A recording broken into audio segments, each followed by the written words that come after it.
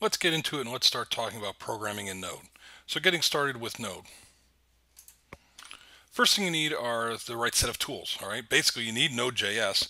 Node.js is available from nodejs.org. On the nodejs.org website, you will see two versions: an LTS version. LTS stands for long-term support. It's what the community recommends for organizations requiring support models behind them. And then there's the current version, which is current version under development and is not offered in a long-term support model. Long-term support versions are available, I believe, yearly or updated on a more fixed schedule to allow migration planning for organizations, which is very important. But the current has the latest and greatest features. You should get the current version from nodejs.org. You should also have the Node Package Manager, which actually you should get them together with Node.js. You get at the same time. But effectively, that's what's going to help you manage third-party dependencies, and we may even roll up one or two of your labs using the npm tool as well. So those two things you definitely need. Now there's some optional tools that you may like, but you don't have to use them for this class. One is the Node Version Manager. Another is called Bower, a package manager. Another is called Gulp. It's a build system. You used AMP before, I believe, in your classes, or Gradle if you're an Android developer or something like that. Some IDEs have nested build facilities within them. We may use a gulp file in one of our labs, and if we do, I'll certainly update this and tell you where to get it and how to use it and give you some examples. But for the most part, another optional one. Same thing with Grunt. Grunt's another one. It does things a bit differently than gulp, but it's another kind of build system, if you will. In terms of IDEs, in my various presentations, you'll see me using different IDEs. You can use Eclipse if you're used to it from your Java classes. There is a Node Eclipse plugin that you can use. And, what does the IDE get you? The IDE can provide an integrated build and even run environment. So there's another IDE called WebStorm that sometimes I use as well. That one you can actually run Node.js programs from within WebStorm. The results come, the console.out comes down at the bottom in a window pane. But for the most part, for an interpreted language like Node, you'll see me use the command line to run the programs a lot. And what I rely on an IDE is have a good linter, a good formatter, a good syntax highlighter, right? Those matching curly braces, especially when you get into nested callbacks and the kind of code that you'll see in the sample code that's available for the course. You're going to want an IDE with a good JavaScript aware editor to cut down on, the missing curly brace problems, the indentation problems. It can auto indent for you and these kinds of things. It's just a huge time saver, and that's the main value you do out of that. You'll see me have, in that respect, you'll see me use an IDE called Brackets. A significant amount for the editing and syntax highlighting. There's another one called Atom out there, but again, you'll see me do those things. You'll see me sometimes just use old school Emacs because that's been around forever, just like I have, and I've been using it since grade school. So there you go. You get used to your keystrokes, and those are efficiency mechanisms. But the point being, as long as you're writing valid JavaScript in a text-oriented editor, you can use whatever tool you want for this class. There's nothing IDE specific about this class. Use what you like, get the tips from classmates, talk about it on Slack, whatever you need to do. In terms of running Node.js, simple example, this is the Node.js homepage. This is as of September 6, 2018. This current is changing all the time, right? So we see this current down here on the right. This is the one you want, the one that says 10.10.0. This LTS, that's the long-term support version I was talking about. And also notice there's a long-term support schedule listed on here. And this kind of explains the LTS model if you're interested in knowing about it. But all that's not necessary. We just need to get the latest version. I have a version out here on this particular PC I'm recording on. So I can do a node-version. All right, so I'm running 10.3.0. That's close enough for intents and purposes. And that give you an idea, I actually put that on this particular workstation about 3 weeks ago, and already they're up to 10.10. So it shows you that they're pretty aggressive about these incremental releases, the dot number on these things when you're using the current version. Nothing in this class though will require, I mean, the examples we've run them all the way back to node 0.9, I think, or something like that. Certainly since at least node 6. So in any event, make sure you have 10 dot something when you're working for this class in fall 2018. Otherwise, just get the latest version, whatever it says undercurrent, for Node. In terms of an example, right up there at the top, that console.log that you see up there, that's actually a part of the Node intro folder, and you see a hello.js there. All right, so our first program always has to be hello world. So to check that Node's working, we can run node hello.js on the command line. All right, and there you go. It says hello world. Now you can also go into Node's REPL. You'll see REPL. It's basically their command line. Notice I have a caret now for my prompt. I could type in that line here, right? Console.log. I could write goodbye. I won't write goodbye world. I'm not going anywhere. And Node will interpret that line as it comes. It also, notice it gives undefined, meaning that's the evaluation of the expression. The evaluation of the expression console.log.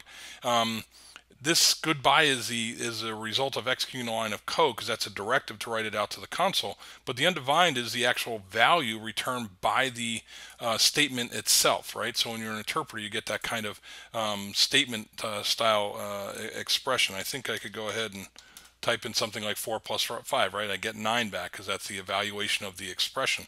That's different than if I put console.log 4 plus 5, right?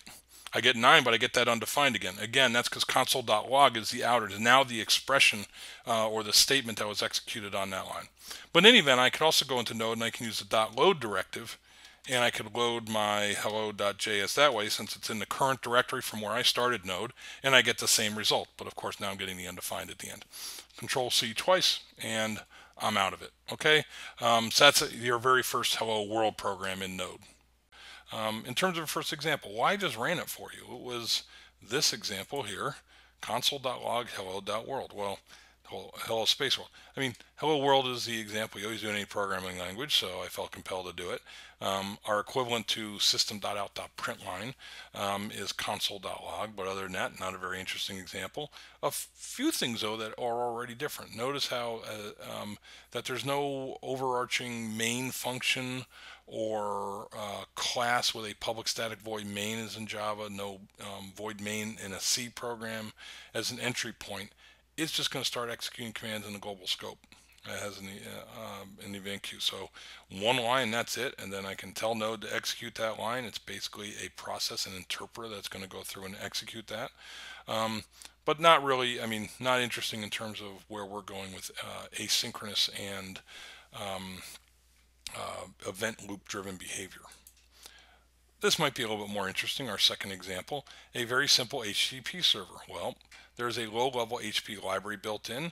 If you're used to doing a pound include in C or an import statement in Java, requires a little bit like that, but the require means you're requiring a package, an external package or an external module to be available. Now HTTP is going to be built into Node, so we don't have to go get it from somewhere like NPM, or NPM.js, but we do have to tell our program that we want to use that functionality. And notice that as well, it's unlike an import where we just import a class definition in Java. Here we actually bind the require result to a symbol. HTTP is a symbol. I could have called that anything. I could have called it pink elephant.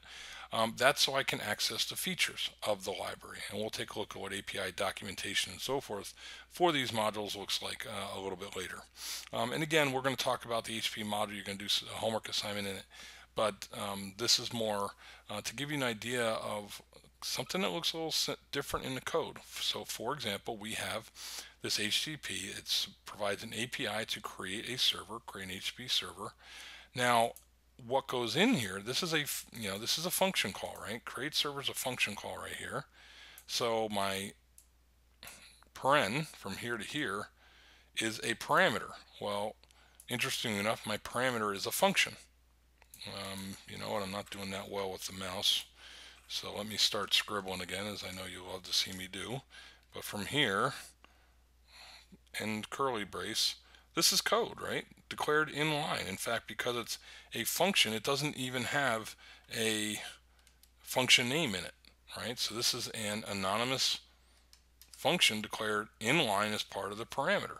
It's not executed when this create server is called. It's bound. It's bound to the parameter, the internal parameter reference. Okay, this is a callback. Okay, a callback in the sense of, well, there's what's going to happen next. Create server returns, and then you tell it to listen on a particular port. You should have taken 321. You should have talked about socket servers in Java. So like a sock server, you sit there and wait listening on a port. The default port in HTTP is 80. However, here we're specifying 8080.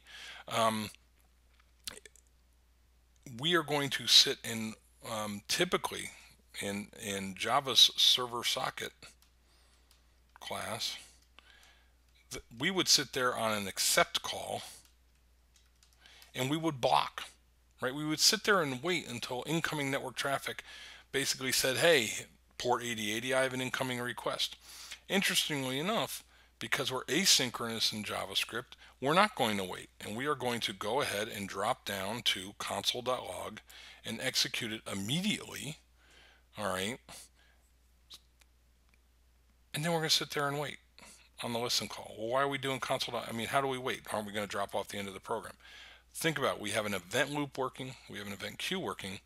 So what happens is the program, by virtue of doing that listen call, is going to sit there and wait for a system event to tell it that something is trying to bind to the port, something wants to talk to it. And when that request comes in, then it's going to execute the function as a callback to that event. All right, so the system gets an event, an incoming socket request, and then executes the callback that was bound, all right, as part of that function. So a very simple example of asynchronous. We do not block on listen is the point. All right, so I have that code loaded over here. It's just called hello2.js in your code repository. And if I want to go over and execute that, in fact, try to resize a few things to make sure you can fit it all in the video. I will go to here and slide that down a bit so you can see it. So what am I going to do? I'm going to do first, I'm going to do node hello2.js. Okay, now this is actually waiting on 8081, not 8080. So I'm going to run it. So the first thing is, notice how server starter came out. So again, this executes. We're not blocking here. That's the nature of asynchronous. Asynchronous says, I'll execute that and I'll keep going. All right, and this listen basically says, listen for system event,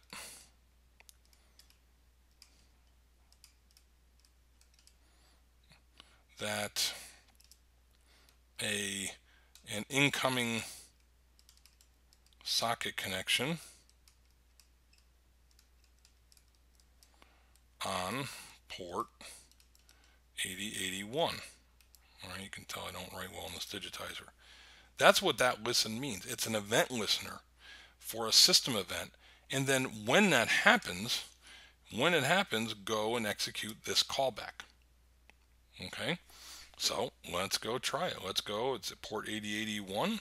So let me go over to my browser, open up a tab here, and let's go to HTTP localhost 8081. And there we go. Hello world comes out. Now back in my console window, I'm still waiting and listening. I can reload this, all I want and do it, but I'm not going to exit because I've registered a listener via that listen call on that system event. So even though I don't have any work to do at this point, I will sit and wait until I tell via Control C the event loop to exit, and then node exits when it has nothing on, when it's told to exit that event loop.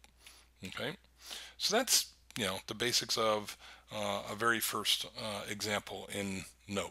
All right, I'm going to keep these modules short, so I'm going to cut this here. I'm going to come back and talk about the programming paradigm and then get into different ways we can manipulate the event queue.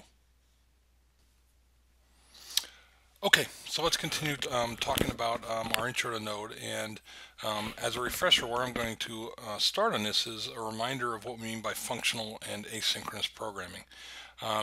In SCR 221, your languages course, you talked about different programming paradigms. So the functional programming paradigm, hopefully you talked about in 221, is one where you encapsulate behaviors, not state. All right. Most folks think in terms of object-oriented programming nowadays, or a lot of folks do, I should say. Certainly in this degree program, we using Python and Java and languages like that. You've hopefully learned a lot about object-oriented programming. And while JavaScript has its own sense of object orientation, I guess is the best way to put it. We're really talking about it more from the functional programming paradigm. And that's really Node's approach to it. In a sense, its object-oriented semantics are a little flaky and kind of a matter of programming convenience. We're really talking about a functional programming paradigm. You see it with some other languages, Haskell, Lisp, Clojure, the old F#, if you've heard of it. JavaScript and Scala kind of walk this line, like I'm saying. Even languages like Java have tried to add things called lambda expressions to allow you to do some functional behaviors, or functional programming paradigm in the context of that programming context. So it's not a hard and fast line. There's a little bit of a gray line to the programming paradigm, but we do want to look at things from a functional programming perspective, encapsulating behaviors, not state. Again, object orientation, you're encapsulating state, behavior, and a unique identity inside an object. Here we're trying to draw effectively a line or a boundary, if you will, around the discrete functions or computational tasks that we're doing in our system. And if you remember that slide last time that talked about the different the 10 concurrent requests were coming in, that block diagram, if you will, that was about writing well-behaved Node programs where you're properly chunking up or encapsulating those behaviors in functions. So we're going to try and make that a bit more tangible going forward. In a purely functional model, there's no side effects. That's a difference between that and, in some sense, procedural programming. Procedural programming usually has some kind of sequence associated with it as well. Here with asynchronous behavior, we're going to see that the sequence can get, just in terms of code reading, can get a little interesting. Why does all this matter for web development?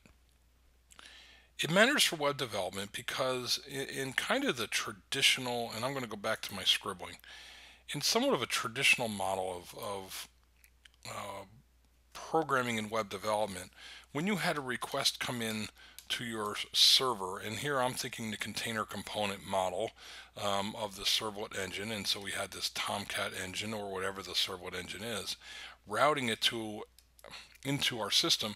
Well, what does it route to? It routes to an object, some object here. That object is what we call the servlet. All right, and when that servlet executed and it was looking to leverage our existing code and our existing business logic, it would delegate off to other objects. These objects would do certain tasks of the system. It could be a helper to process request headers. It could be an object to compute some business function. Whatever the business logic of your system, whatever it does. It could be something to help with rendering, meaning actually producing the HTML or whatever else it is that you're rendering to go, back through the system and back out to the browser, right? But the point is that all these things are objects, meaning they have their own state, behavior, identity, and in object-oriented programming, we usually think of the life cycle of our objects. When they come into existence, how long they live, under what conditions they get reclaimed, and if anything has to happen when they get reclaimed, like giving hard resources back to the system. Let's say if the object was responsible for file I/O or file handles or something like that. So there's a lot of overhead associated with objects. there's really this implicit notion of state. Well, I shouldn't, explicit notion of state. This creates another version of what I've in the past called the impedance mismatch problem. Now, why is this impedance mismatch? It's impedance mismatch because, again, HTTP is inherently stateless. Yet, we're using a stateful model of programming by virtue of using these objects. And remember, all these objects, by the way, are running in a Java virtual machine that sticks around forever in principle. Okay, so that's the impedance mismatch, stateless versus a programming model with state. And so if you programmed in this model, if that's what we were doing in this class, you would see a number of things we have to do to make sure we kind of deal with that impedance mismatch in different ways. Okay, in any event, the whole point of that discussion is, back in a functional layer, we don't envision this kind of thing as what's going on, right? We envision our handling of our request that comes into our web server, in this case it'll be our Node.js, as a set of processing blocks, discrete functions, in what's called a processing pipeline, so that we come out with our response. So a request comes in, we send it through a discrete set of computational tasks, meaning functions, and come out and we're done. And there doesn't have to be anything stateful about it or object-oriented about it. We're not viewing it as that. We're viewing each of these as an encapsulated discrete step in a more traditional functional decomposition of a request processing pipeline. Okay. Again, a little more abstract. We're going to make this all a bit more tangible as we go forward. So let's go forward. We talked about, let me get rid of these scribbles. We talked about what asynchronous means as well, right? Asynchronous meant we had this single-threaded event loop, right? That's going through the work that's needed to be done by the system that happens within one process. That process is the node interpreter itself. That's why you'll invoke node on the command line with one thread, a single threaded model. Now again, we had some special cases with blocking IO that we're going to talk about soon enough, but the assumption is that we are making non-blocking calls with the use of callbacks to continually feed the event loop and make work happen, right? In this computational model, what's good about it, the pros? Well, in Java you had to write synchronized block. And really in multi-threaded languages or even multi-process languages, you got to worry about some concurrency control problems, deadlock, starvation.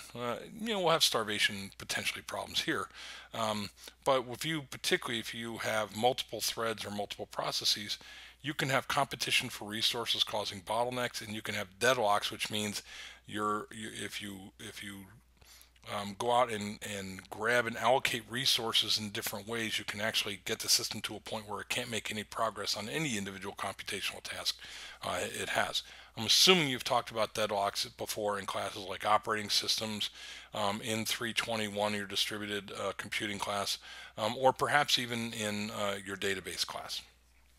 Other pros, the event loop is efficient. Again, we talked about this before, but we got rid of thread pools and the setup and teardown of multi-process architectures.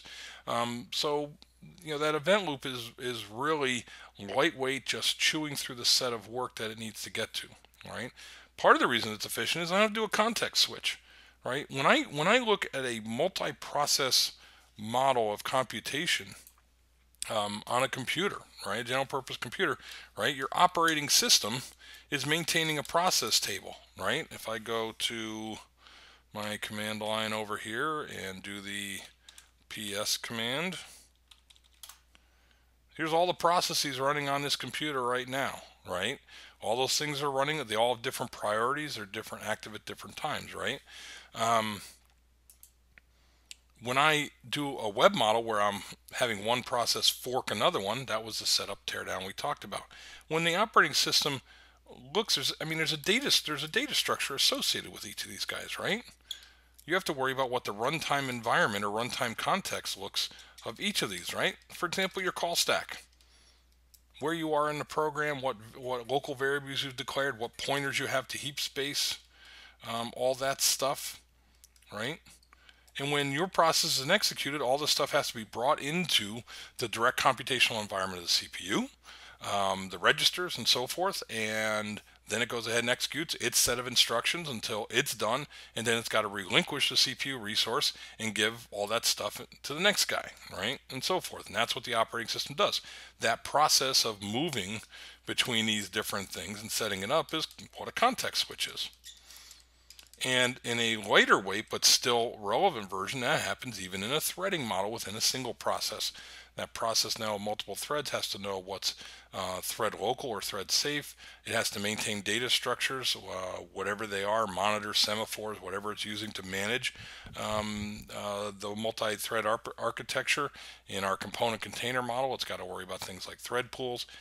All these things, they work, but they're overhead and they affect your programming model.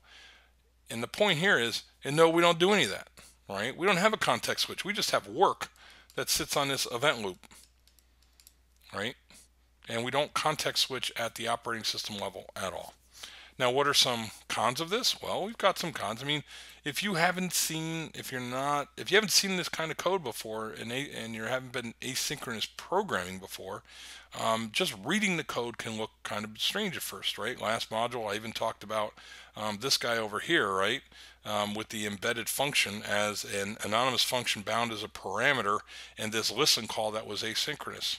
All right, so that's what we're talking about. It can be kind of awkward to look at it first. I'm making a mess again, so I'm going to clean up while I'm talking.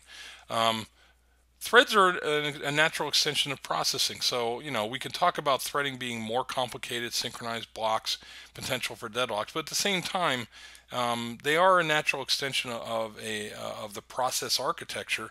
So as computer programmers, it seems fairly natural, and we just know we have to be careful with some stuff.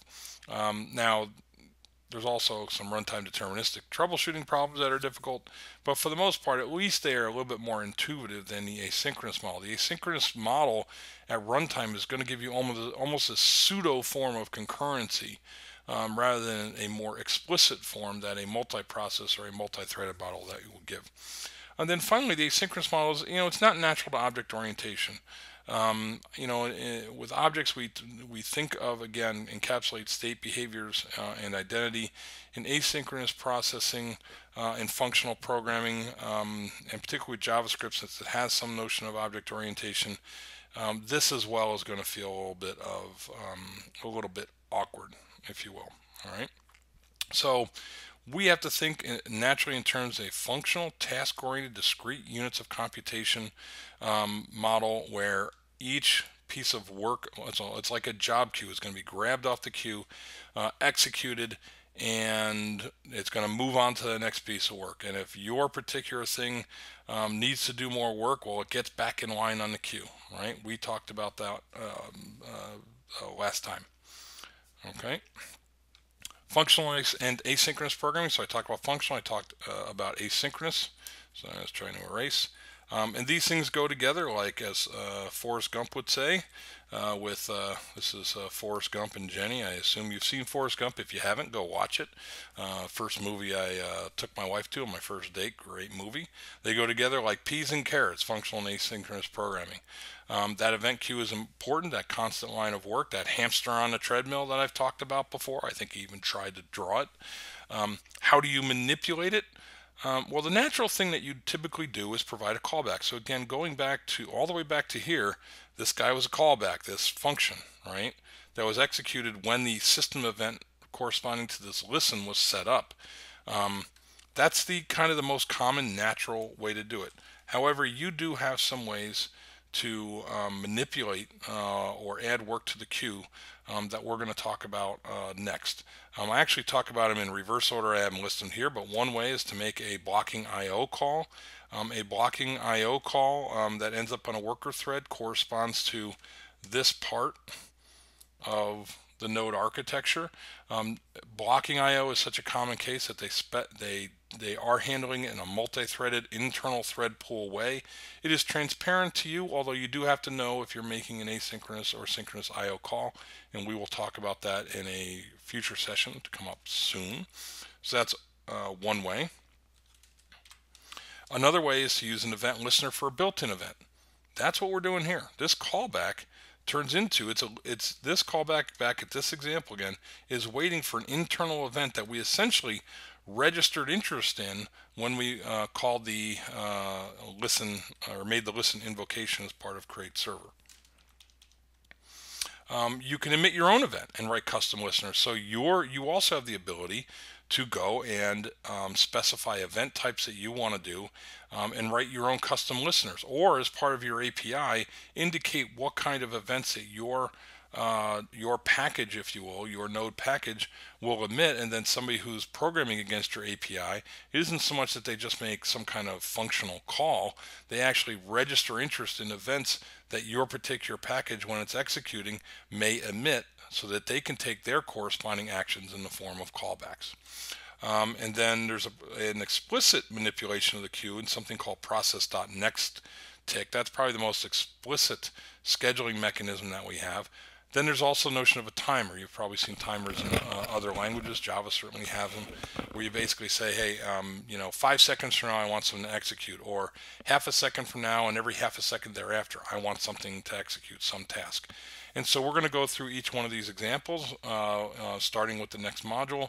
I'm actually going to go through them in reverse order, one by one, and we'll take a look at what some sample code for each one of these things looks like. And then from there, we'll jump back into the HTTP module and web-specific programming.